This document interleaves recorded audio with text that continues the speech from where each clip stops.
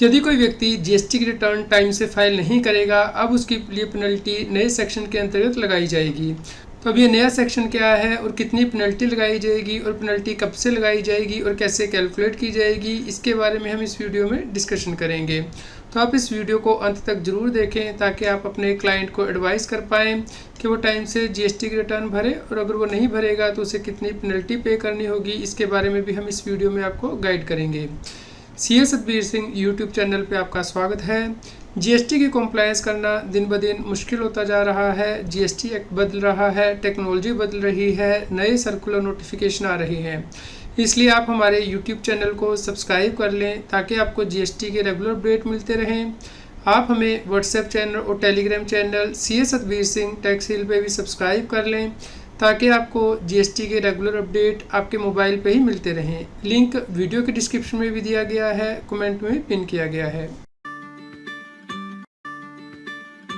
अभी तक तो जीएसटी एक्ट में दो सेक्शन दिए गए थे फाइनेंशियल ईयर 23-24 तक। एक था सेक्शन 73 जिसके अंतर्गत कि आपको पेनल्टी लगाई जाती थी, एक था सेक्शन 74। सेक्शन 73 के अंतर्गत पेनल्टी लगाई जाती थी यदि कोई व्यक्ति टैक्स नहीं पे करता है या कम पे करता है या गलत रिफंड क्लेम करता है, लेकिन उसका कारण धोखाधड़ी करना या फिर तथ्यों को छुपाना या गलत जानकारी देना नहीं था। लेकिन यदि मकसद था धोखाधड़ी करना या तथ्यों को छुपाना या गलत जानकारी देना, तो उस केस में पेनल्टी सेक्शन 74 के अंतर्गत लगाई जाती थी। लेकिन अब फाइनेंशियल ईयर 24-25 से जीएसटी में एक नया सेक्शन इंसर्ट किया गया है, सेक्शन 74A, जिसके अंतर्गत की पेनल्टी लगाई जाएगी। तो अब यदि कोई व्यक्ति जीएसटी की पेमेंट नहीं करेगा 30 डेज़ के अंदर, जब उसका जीएसटी ड्यू हो जाएगा, तो उस केस में जो पेनल्टी लगाई जाएगी वो सेक्शन 74A के अंतर्गत लगाई जाएगी।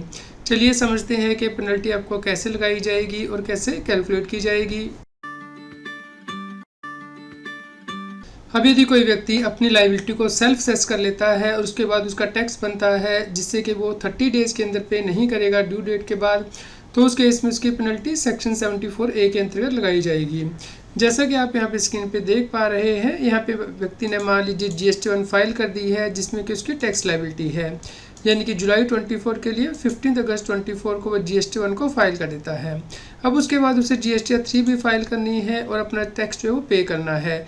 तो GST 3 को फाइल करने की ड्यू डेट मान लीजिए 20 अगस्त है 24, यहाँ पे व्यक्ति मंथली GST रिटर्न फाइल करता है।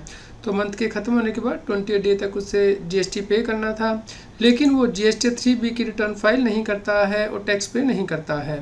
तो यहाँ पे 19 सितंबर 2024 तक उसे अपनी रिटर्न फाइल करनी है और जो टैक्स वो पे करना है, यानी कि within 30 days from the due date of GST return. GST 3 भी जो टैक्स ड्यू है उसे पे करना था, लेकिन वो पे नहीं करता है।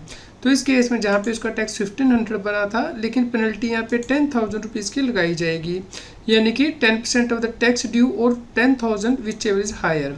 इस प्रकार भले ही आपका यहाँ पे टैक्स कम है, लेकिन मिनिमम आपको 10,000 रुपीज़ की पेनल्टी पे करनी होगी, क्योंकि आपने अपना जो GST है वो 30 डेज़ के अंदर पे नहीं किया है जो वो ड्यू हो गया था।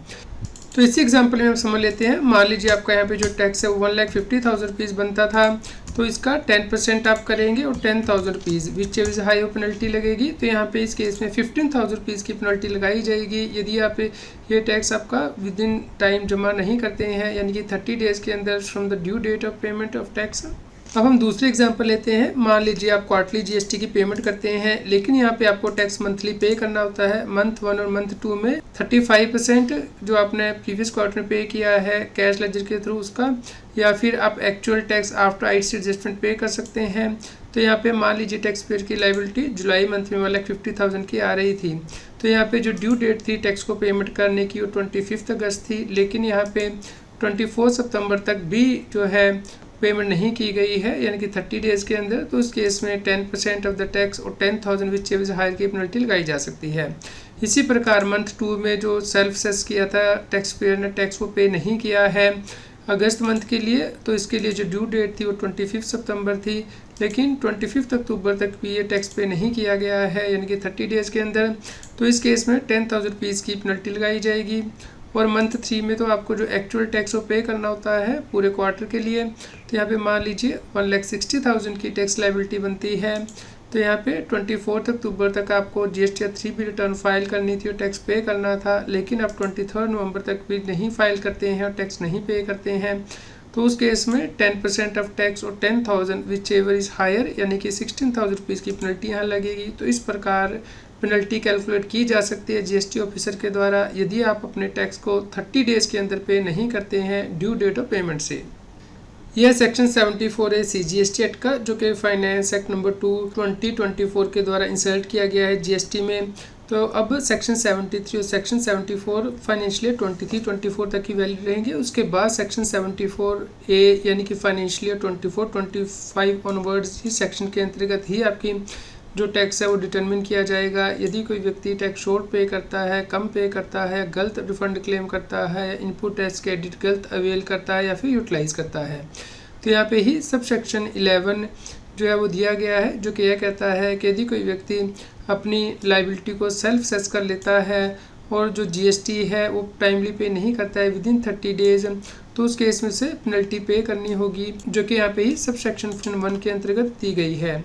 तो यहाँ पे आप 1 रेफर करते हैं तो यहाँ पे लिखा गया है कि यदि कोई व्यक्ति GST नहीं पे कर रहा है और उसका कारण जो है धोखाधड़ी करना, फ्रॉड करना, विलफुल मिसस्टेटमेंट नहीं है, तो उस केस में 10% ऑफ टैक्स ड्यू और 10,000 विच इज हायर इसकी पेनल्टी से पे करनी होगी। तो यहाँ पे आपको ध्यान रखना है कि यहाँ पे जो वर्ड लिखा गया है वो शेल यूज़ किया गया है, यानी कि शेल बी पेबल। तो इतनी पेनल्टी जो है मैंडेटरी रूप से लगाई जा सकती है GST डिपार्टमेंट के द्वारा। यहाँ पे वर्ड में यूज़ नहीं किया गया है, इसलिए आप अपने क्लाइंट को गाइड कीजिए कि वो टाइमली अपना टैक्स जो है वो पे करें और 30 डेज से ज़्यादा का तो बिल्कुल भी डिफ़ॉल्ट ना करें। यहाँ पे आपको ये भी ध्यान रखना है कि यदि आप टैक्स डिले से पे करते हैं तो उस केस में आपको इंटरेस्ट भी पे करना होता है, इसलिए जब भी आप टैक्स डिले से पे करते हैं तो आपको टैक्स और इंटरेस्ट जो है वो साथ में पे करना है, अदरवाइज GST डिपार्टमेंट इसकी रिकवरी सेक्शन 79 के अंतर्गत कर सकता है। ये पेनल्टी गवर्नमेंट ने पहली बार नहीं लगाई है, इससे पहले सेक्शन 73 के अंतर्गत आपको पेनल्टी लगाई जाती थी यदि आप कोई अमाउंट सेल्फ सेस कर लेते थे और उसे पे नहीं करते थे। यानी कि मान लीजिए आप GST 1 तो फाइल कर देते हैं जिसमें कि टैक्स लायबिलिटी दिखाते हैं, लेकिन GST 3 भी फाइल नहीं करते हैं, यानी कि जो टैक्स आपने दिखाया है GST 1 में उसे पे नहीं करते हैं, तो इसे सेल्फ सेस टैक्स माना जाता है और इस केस में पेनल्टी सेक्शन 73 के अंतर्गत लगाई जाती थी।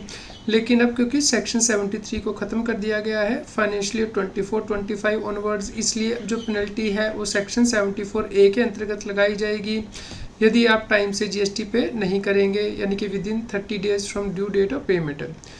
यदि आपका कोई क्वेश्चन हो तो आप हमें कमेंट करके ज़रूर बताएं। उम्मीद करते हैं आपके लिए न्यूज़ यूज़फुल रही होगी। कृपया लाइक करें और शेयर करें ताकि सभी लोगों तक ये जानकारी पहुंच पाए और वो GST की कॉम्प्लायंस कर पाएँ।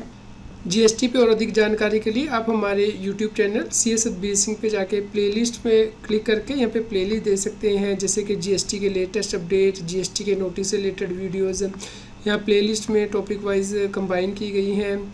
इसके अलावा भी और डिफरेंट टॉपिक पे जो वीडियोज़ हैं वो यहाँ पे दी गई हैं, जैसे कि समवन इन GST एक्स्ट्रा। इसके अलावा यदि आप लेटेस्ट वीडियो रेफ़र करना चाहती हैं तो यहाँ पे वीडियो पे क्लिक करके आप हमारे YouTube चैनल पे लेटेस्ट वीडियो देख सकते हैं।